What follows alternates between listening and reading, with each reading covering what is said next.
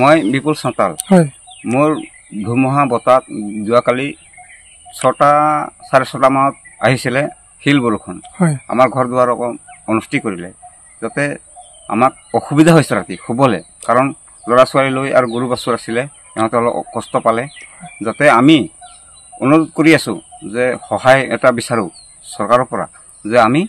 যে এই নাবালক বাচ্চাটো যে অলপ কষ্ট পোৱাৰ কাৰণে যে আমি এটা অনুৰোধ কৰি আছোঁ আমাক কিবা এটা সহায় দিয়ক বুলি বৰষুণত মানে এনেকুৱা হ'লে এতিয়া ঘৰৰ মানে পৰিস্থিতিয়ে বেয়া এতিয়া মানে হাততো টকা পইচা নাই যে টিন কিনি লগাম আৰু এই ল'ৰাকেইটা আছে সৰু সৰু এতিয়া পইচা পাতিও নাই হাতত যাতে কিবা এটা সহায় কৰি দিয়ে যদি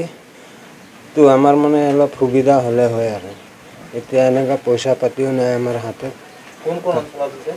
এইটো আমাৰ বামুণী ভাটাবাৰী তাৰপিছত শান্তিপুৰ এইকেইটা গোটেইতে হৈছে শিল বৰষুণ চবৰে আমাৰো হৈছে পুৰা ঘৰটো ৰাতি শুবই পৰা নাই গোটেই ঘৰ পানী ভৰ্তি হৈ আছে আৰু যোৱাকালি সন্ধিয়া যিটো শিল বৰষুণ পৰিলে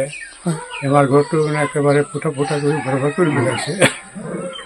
অনুৰোধ কৰি চৰকাৰ নিমন্ত্ৰণ কৰিছোঁ কিবা এটা সাহায্য খুৱাই দিব টিং একেবাৰে ফুটা হৈ গ'ল নেকি চাওঁ নাযায় চালনি হৈ গৈছে